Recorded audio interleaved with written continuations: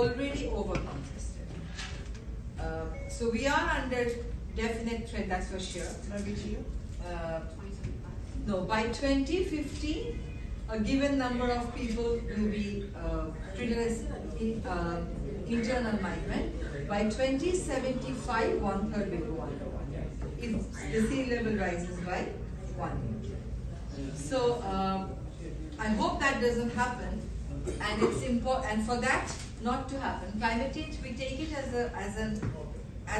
a justice issue, because we are bearing the brunt of something that we haven't done. Yes, we have polluted our environment.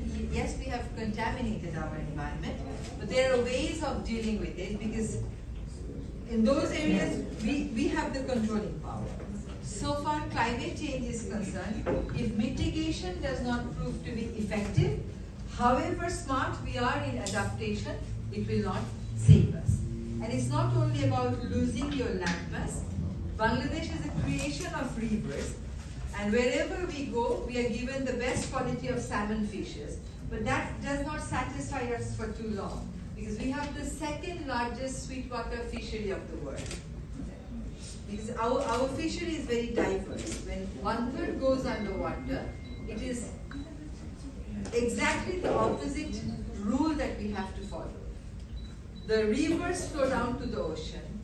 With climate change, the ocean will be invading into the rivers, which means that we will lose the freshwater rivers, we'll lose the fishery, and people will lose access to potable water. It's a very, very, very serious problem. With rise in temperature, the disease pattern will change. Bangladesh has most of its employment in the informal sector. Our people are mostly forest dwellers, farmers, and fishermen. With changes in nature, with changes in natural rules, these people will actually lose their employment. So this will be a very serious existential crisis for the country. With environmental pollution, Bangladesh loses 1 to 3% of its GDP. With corruption, Bangladesh loses yearly 2 to 3% of its GDP. So if you don't take environment into consideration, our scope for adapting with the nature will actually be further limited. So there is this whole thing of nature-based solution. There are some opposition to it, because by telling us to go for nature-based solution, the Western countries probably are trying to evade their responsibility to go for mitigation. That should not happen.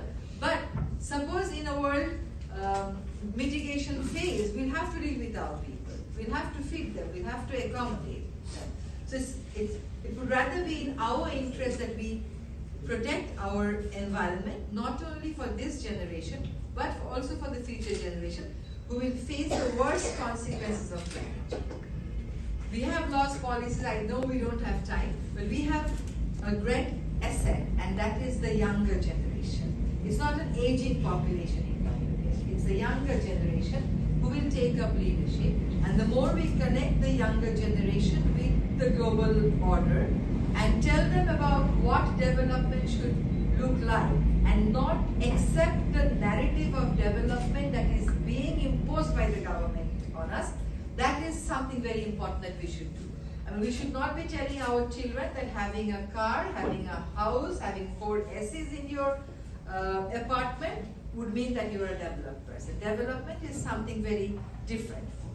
It's important for us to start talking about sustainable development, both here in New York as well as in Bangladesh, so that they learn to question the pattern of development and they accept a model of development that will be offering them a secure future. I don't think I should be talking anymore. I can talk about all the different topics that you have mentioned while we are having dinner together. So thank you very much. Are you having dinner? No, we're Yeah. Yeah. We were told You can still continue. Yeah, please. You can continue. Still you can continue. Thank you. Most livable capitals of the world.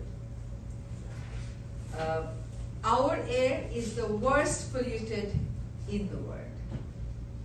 Our rivers are some of the worst polluted rivers of the world. our Buriganga, which flows through the capital, was ranked as the 5th most polluted river of the world at one point of time.